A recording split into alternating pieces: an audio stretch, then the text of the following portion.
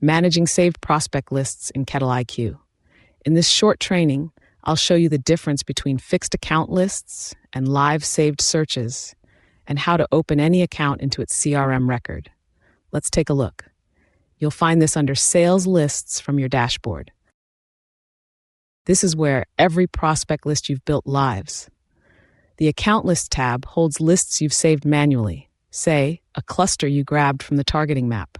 Click into one to see every account on it. Each row shows status and next action, so you're not just looking at names, you can see what needs to happen next on each account. The Save Searches tab holds filter criteria, not a fixed list, so a search for new licenses in a county reruns live every time you open it, showing fresh results instead of a stale snapshot. Use account lists when you want a fixed roster to work through, and saved searches when you want an always current feed.